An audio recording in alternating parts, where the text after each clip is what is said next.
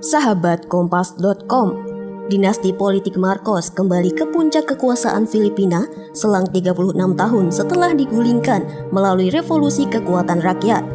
Kembalinya dinasti politik ini tidak terbayangkan sebelumnya dan dapat dipastikan setelah Ferdinand Marcos Jr. memenangi pemilihan presiden Filipina dengan telak pada Senin 9 Mei 2022. Perhitungan suara yang sudah mencapai 96,82% menunjukkan Marcos Jr.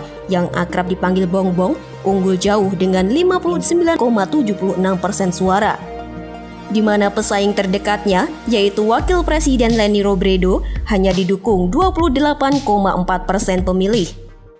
Perolehan suara Bongbong ini merupakan yang tertinggi dalam sejarah Pilpres Filipina sejak demokrasi dipulihkan pada 1986.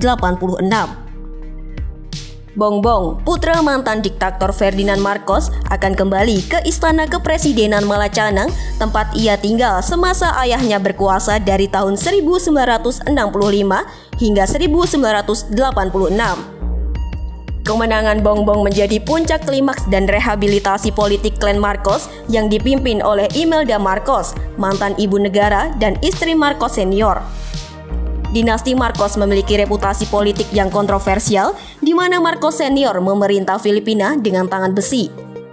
Rezimnya yang represif menempatkan Filipina di bawah status darurat militer selama 9 tahun. Marcos senior menangkap, memenjarakan, dan menyiksa ribuan lawan politiknya, mulai dari senator, jurnalis, aktivis, hingga petani. Serangkaian pelanggaran hak asasi manusia itu diikuti dengan korupsi yang merajalela, terutama di lingkaran keluarga Marcos. Kemudian, setelah rezimnya tumbang, keluarga Marcos mengasingkan diri di Hawaii dengan membawa uang senilai 15 juta dolar AS atau saat ini setara 218 miliar rupiah.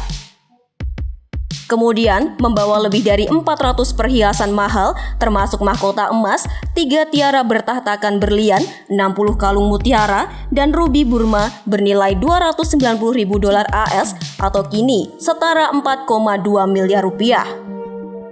Keluarga Marcos menghadapi serangkaian proses hukum. Mereka dituduh telah menyelewengkan uang rakyat sebanyak 10 miliar dolar AS atau setara 145,4 triliun rupiah selama menjabat.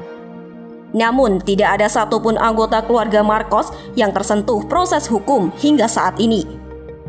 Kembalinya politik Marcos tidak terlepas dari keberhasilan Bongbong menggunakan media sosial, terutama menjaring suara pemilih muda yang tidak pernah merasakan rezim ayahnya.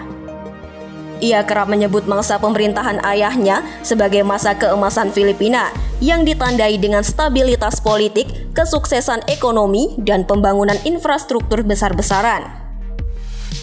Kelompok anti-Marcos, terutama dari pendukung mantan Presiden Aquino, mengecam Bongbong dan keluarganya sedang melakukan pemutarbalikan sejarah dengan membersihkan dosa-dosa rezim ayahnya yang melakukan pelanggaran HAM berat. Pengkritik rezim Marcos juga mengecam rezim Marcos bahwa pemerintahan Marcos senior menyebabkan stagnasi ekonomi, melebarnya kesenjangan ekonomi, dan meroketnya utang luar negeri. Marcos senior juga menyita sejumlah perusahaan swasta dan menyerahkannya kepada kroni-kroni politik mereka. Namun, 3 dekade setelah tumbangnya Marcos senior, korupsi masih merajalela di negeri kepulauan ini, disertai dengan menguatnya dinasti dan oligarki politik di mana jurang sosial semakin dalam. Masyarakat Filipina berharap akan reformasi ekonomi, politik, dan sosial semakin terkikis tahun demi tahun. Pudarnya harapan ini membuka pintu bagi Bongbong untuk menjual nostalgia masa kejayaan Filipina di bawah pemerintahan ayahnya.